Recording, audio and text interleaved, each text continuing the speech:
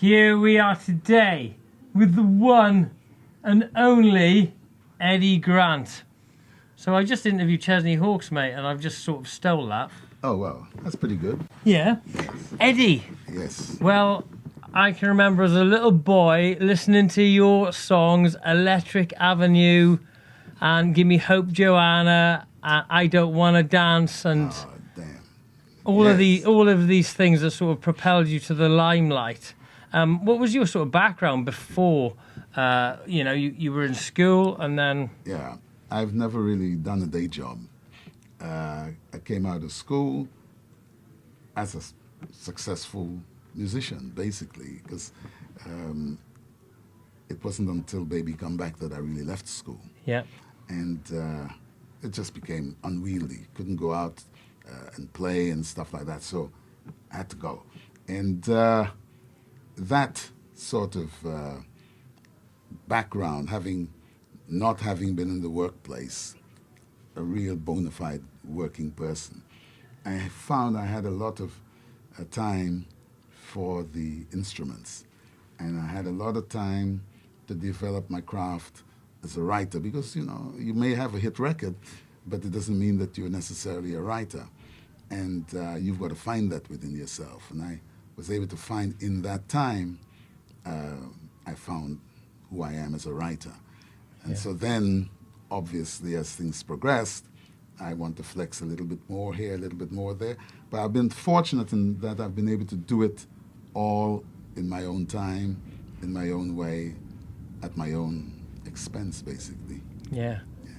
Do you know what? This is such a different vibes from my vibe yesterday, because I was interviewing Chris Akabusi, mate. Oh, right. And he was like, boom, boom, boom. And now I'm like here today, and I don't even smoke marijuana, but I feel like I'm on it now, talking to you. Good man.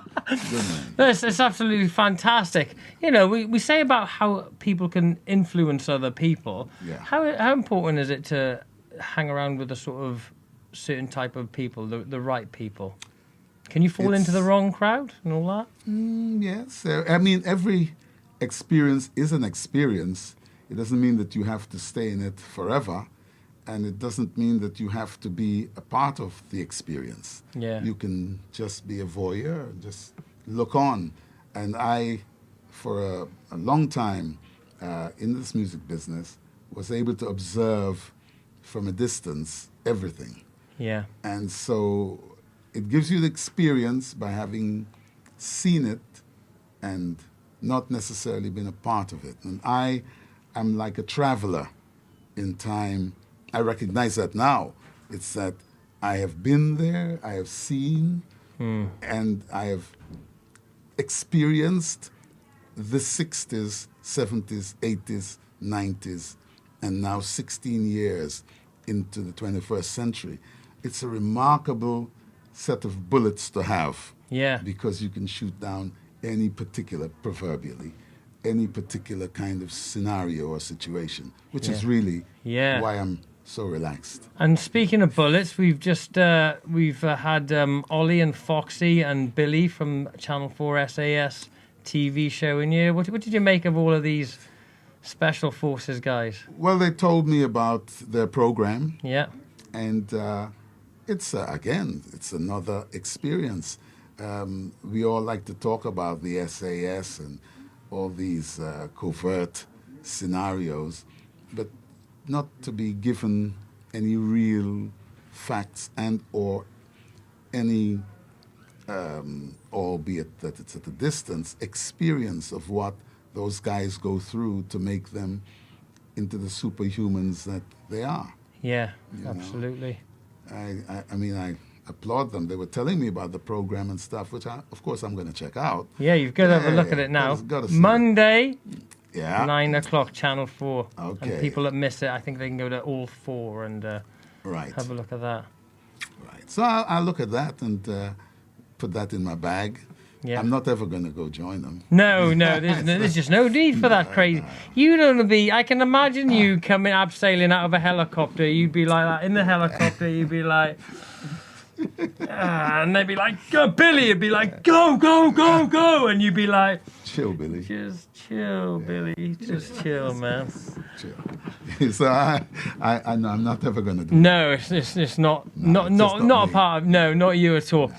I want to talk about Andrew Davis. Had a little chat with you earlier, and he asked you his what was your definition of success, and I thought your answer was brilliant. Can you tell the viewers here? Well, it's not something that I have programmed in my mind. I mean, it's just how I feel at the time and how I felt, and how my answer basically was that success, you can graduate success in terms of money, or you can graduate success in terms of happiness.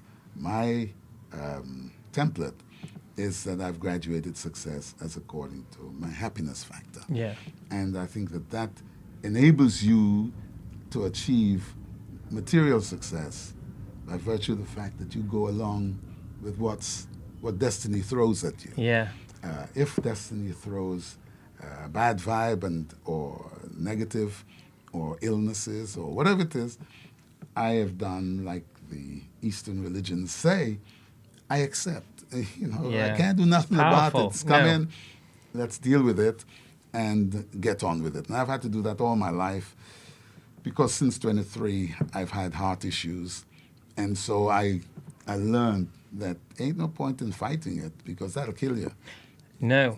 So you go along with it. And you're going to be doing SAS selection on heart issues. Well, let me tell you, I mean, I learned to play squash at 34, having and achieving quite a high level of proficiency. Because that's get your heart rate up. I mean, if I were to take those boys out on a squash match, for example, they would die. They would be beasted. Yeah, I mean, it's all relative, I've done isn't it. Yes, I've done it with people who are into karate and yeah, this and yeah. that, and they think, oh, I'm super fit, and yeah, you're super fit for one discipline. That's it. You Yeah, know? yeah. And it's like they say in squash, you don't go and play squash to get fit. You get Yeah. fit to play squash. So with all the debilitating illness and stuff like that, I have been able to overcome and to be able to engage in what I consider to be quite rugged sport. Yeah. But albeit that's the limit. I can't go and do the same thing in their discipline. It's nonsense. Yeah. I know what you're saying because I do a little bit of running, and then one day I got a 6-year-old son, and I took him to a trampoline park. Oh, Jesus. I was knackered. Yeah. Well, I was like, what the heck? And then all the kids are like banging and bouncing around, and I was like, God damn, different these construct. kids are super fit. Yeah. Their body's made different, and it's gotten used to that. Yeah. Now your joints are all tensed up, and your muscles are all. I'm not tensed up, mate. I have no idea what you're talking about. I remember doing that for my youngest brother one day. Let's do a Carl Weathers and Schwarzenegger pose. One of them. Jesus! Look at that. My youngest brother, when he was about 8. Yeah. And I was really, I'm 10 years older than him, so I was 18. And all the cuts were in here and all that stuff, playing football all the time and stuff like that. And I said to him, come on, hit me. Hit me in there. Hit me in my stomach. With a rhythm stick? No, rhythm stick. No. I had reasons to be cheerful. Hit me with your rhythm. Yeah, go on. I had reasons to be cheerful.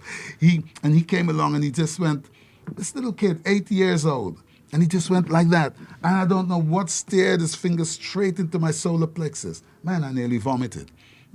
So wow. Yeah, it just goes to show anybody can hurt you.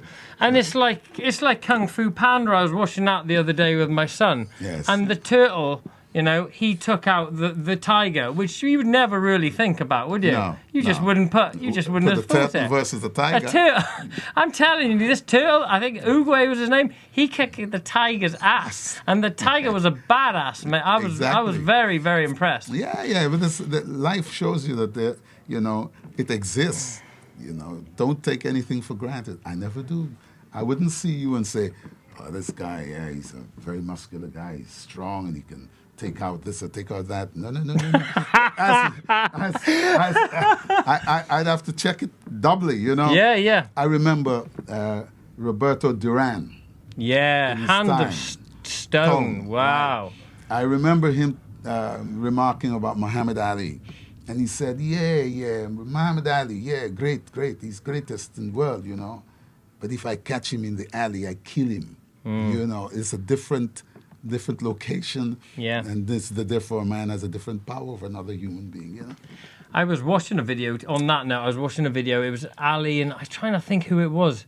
I think it was Sonny Liston. It was Ken Norton or Sonny Liston. I think it was Sonny Liston. Liston didn't say too much. No, but basically Ali was, going around his house and all that. Oh yeah, Liston. And then he came into a bar one night, and Ali was gobbing off, and Sonny Liston was just there like that, and then he just cool as he's like you. And then he pulled like a gun out of his and then it was bush, bush, and Muhammad Ali was like, whoa. Yeah, those were the days. I mean, it was fun. I remember being at school at that time and having to stay up late at night because the fights were really late, and had this black and white TV and watching Muhammad Ali come into his own. You know, I watched, obviously, from that time, I'm a big boxing fan. Yeah. And I watched a lot of those guys come and go. I mean, guys like Cleveland Williams, Zora Foley, all of these guys who were big, strong guys, and Ali just tapped them away. Tapped away Archie Moore, you know. It was a beautiful time, I think, to be alive. Yeah. That early 60s, and then came the Beatles and Stones and all of those bands and so on. It was a lovely time. I mean, I wish it for my kids and grandkids. Yeah. And hopefully guys will keep on playing, you know. And the Beatles, they was just so phenomenally big. I mean, it's just nobody's ever replaced that. It's established a new norm in songwriting, and whether they would have eclipsed the Rolling Stones in terms of live work, I don't know. I don't think so. No. I mean, I admire Paul McCartney tremendously as a songwriter, as I do John Lennon. And in later years, I came to appreciate the contribution that George Harrison also made and his degree of songwriting capability. But Lennon and McCartney were absolutely phenomenal and raised the bar in the pop field. How it just amazes me, because I grew up with listening to the Beatles from my dad, and I just couldn't believe how many good songs they would come out with. It was bum bum bum bum bum bum, and it was like, well, part of the reason that their songs became so ubiquitous is that the media was there to support it, and they wrote bad songs like everybody else, but they were given a chance in the marketplace and in the world to excel if they had the capacity, and they had definitely the capacity, so they excelled. It's not to decry any other person or persons who ever wrote songs, but they were given the platform, and on that platform they performed. As the Rolling Stones has been given that platform for live work. So today, at the age of 70 plus, going towards 80, they can still fill most stadiums in the world. Phenomenal, isn't it? Yes, indeed. I've got this burning question in me, mate. Burn away, man. You're right. Well, I just want to know if you've got more hair under your cap than I've got. Marginally. Hey, my hair grew as far as this, down to the floor. I had to cut it. Because down to the floor. Yeah, I mean, those gurus and things. I did a thing. I was at the Commando Training Center not long ago, and I climbed up I could do that with your hair, mate. Well, yeah, believe me. I mean, it had gotten to such a stage that it really clumped together, and every time I took off my hat, it fell to the floor. And if I wanted to wash my hair, my wife had to. I mean, it was a full day's work in the sunshine because it held water and stuff like that. So I had to do something about it once it started to affect my neck. Yeah. And because of the weight. Well, yeah. But now it's just down to about here. Yeah. So it's reasonable. I've cultivated it for a long time. It starts to get thin where it pulls down from the middle like that. But now, obviously, I keep it up. So it's But then again, because you never see you with your cap off much. So for all I know, mate, you could be completely bald with a football under newspaper under there. There's newspaper. That's right. But are they like when we were kids? It's paper mache sort of stuff. It could be that, but it's not that. I have to deal with it. And one day, because I've been totally clean shaven before. Yeah. In the 70s, because I used to have this white hair, and in order to get rid of it, and as I said last night at the question and answer thing, I had to every week be going to get the roots done. So you're a victim, and I don't like being a victim, so I started to wear the wig at the time, and the wig, I became a victim to that too. And I suppose in time I will become a victim to the hair being so much on my neck, and it gives you strong neck muscles. I bet it does. Yeah, it does. Your neck's probably stronger than Mike Tyson, mate. Yes, for sure. For sure. But I can't punch like him, so I wouldn't... Because I'm Welsh, on the note of boxing, you're a big boxing fan. Yeah. Joe Calzaghe? Shame. Oh, was it? Is that what you think, is it? Well, no, because as far as I can remember, he got into all of this issue with the drugs and stuff like that. And so that's why I say shame, because he was a phenomenal fighter. And once that comes into question, then people start to ask, well, whether, in fact, he really was that great, because he had an unfair advantage over people. Right. But I always liked Joe Calzaghe. I would just thought, when I think about Joe Calzaghe, it's just the amount of punches he puts in. It's insane, isn't it? Well, that's every good boxer is supposed to have that in his armor. It's hard though when you're in there. Yeah, well, I will never be in that position. Hopefully, yeah. Joe. Don't worry, mate. I'm with you. It's all right. Everything's cool. But so I've just got some insurance. I don't think I can't think that anyone would ever want to fight you. They'd be like, if someone getting angry with you, be like that. You'd be like, hey. I mean, I gave up fighting a long time ago. Yeah. I considered myself quite tasty, because I just never got excited. Yeah. In fighting, it doesn't pay to get excited, because you're working your adrenals too hard, and it's binding you up and it's tying you up. Whereas you may be just a small guy and a big guy is there and he's all puffed up, ready to kill you, and you can just run rings around him.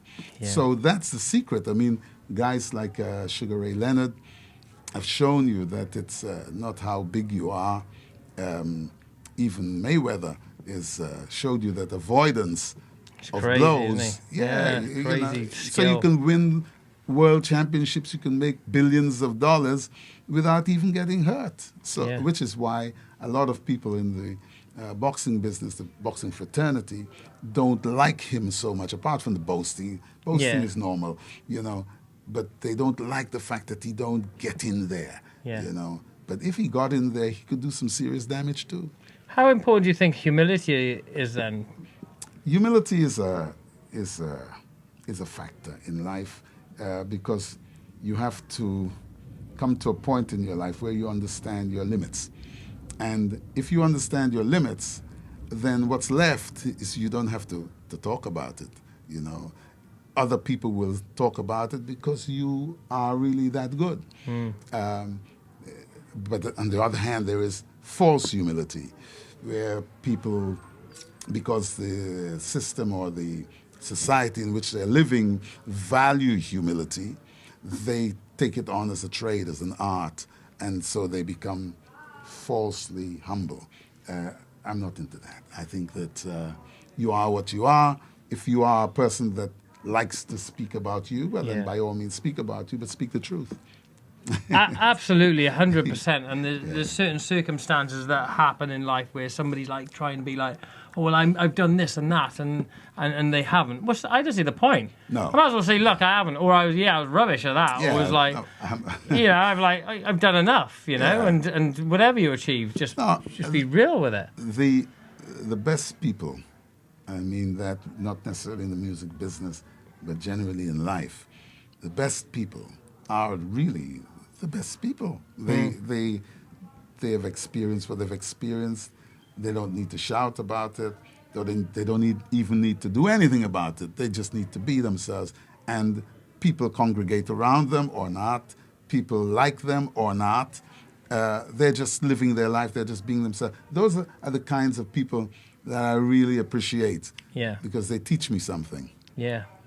A lot of people get stressed, and one of the things that I notice about you is I think, you flow with things, don't you? You I've sort learned. of, like, you're like more like water, where you just adapt. I've learned. Let's say, for example, somebody out there is very stressed in their job or having challenges. How do they adapt like that to be more chilled out? It happens up here, I think, in my life. I told you I've suffered heart issues all my life. And so, and from very young. And what you come to realize is mortality. You realize very early on that, hey, this shit is for real. It's 1 second you're here, next second you're gone. Yeah. So you learn that, and then you think to yourself, well, okay, how can I minimize that? And one of the ways to minimize it is literally to chill, to take it a little easier. Yeah. If you do it by 10%, instead of dying in 10 days' time, you'll die in 100 days' time, because all of us are going to die. I mean, without a shadow of a doubt, that is on the horizon for everybody. But to the degree it's about the quality of your life. So you know that if you have something bad with your lungs or your heart or your brain, it will impede your ability to live life and to engage in sports, to all of these things. So therefore, you have to take care. It's like it's not even $1 billion machine, our body. It's like it's not even. There's no price on it. It's trillions. Exactly. If you feel like that, then you eat well, you try and sleep well, you take a little exercise. Like I have a great mentor. His name is Earl Maynard. You may know him. He used to be Mr. Universe before Arnold Schwarzenegger. Oh, right, yeah. He is the only bodybuilder in the world to have achieved that kind of success naturally. Everybody recognizes it. Arnold recognizes it. Yeah. Haney recognizes it. All the stalwarts in the game. And he is my tutor. I don't carry big muscles. None of that. Just to stay alive. Muscles don't help you when you die. Even the biggest muscles. Difference. I mean, Arnold had heart issues, and it took all the muscles away from him.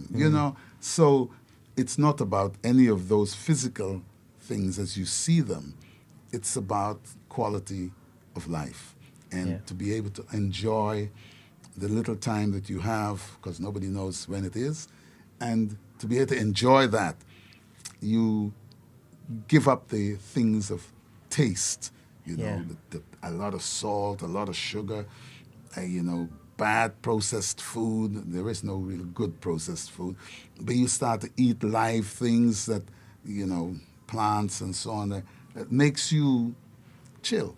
Yeah, know. What have you got coming up? My new album, which is called Plaisance, as you would have seen from last night. Now, what the heck does that mean, mate? Plaisance? Not plaisance. We don't plaisance. We plaisance. Bla-bam, ba-bam. Plaisance. That is the name of the village that I came from. Ah, right. And it's... I thought you were trying to be a bit like Russell Brand with your big words there, mate. Oh, no, man. No, Russell's got big words. He's got big words. I'm like, Russell, I can't even listen to you, mate, unless I got a dictionary in my hand. Just don't even go there. I'm like, what the heck? No. It's... if you can play fast, you don't have to play fast all the time. Yeah. There's no relativity about it. It's just fast. And it's one of the things about listening to B.B. King. I mean, I'm sure B.B. King can play fast too, but he plays so that you understand it. And if you didn't get it the first time, he'll play it again. slow so you understand it. It's the same as talking and everything else. It's the undulation, got it? Undulation of the voice and the nuances therein. If you blend those two things together, you tend to communicate a little bit better. So Russell, stop it. I know you're on Facebook or Twitter. Where can people see your stuff? I'm on all of those platforms, as they say. My daughter, Maria, generally looks after that for me because I'm doing other things and I'm a one-man band, so to speak, with a few people around me. And so when it's necessary for me to interface with it, I interface with it through her. Yeah. And generally the people who write to me and so on, they know that if something is significant, I will answer them back. Yeah.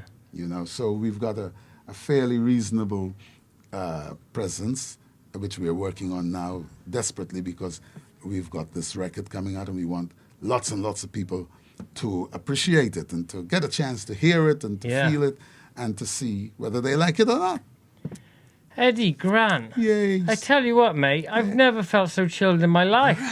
I'm like, I'm a little sort of... We might be... Hey, listen to me, man. Look at that. Where's Sarah? We may be able to market that, you know. We could do, mate. Yeah, we have a special lounge, you know. Eddy Grant. Well, whatever it is, whatever it is you've got, I absolutely love it. Yeah, and I think everybody needs it. You know, it's just that chill out and go with the flow and enjoy life. Yeah. So on that note, Eddy Grant, thank you so much for your time. It's been an honour and a pleasure. Thank you. Thank you very much for watching, guys. Have an awesome week and stay positive. Take care. Bye-bye. Bye-bye.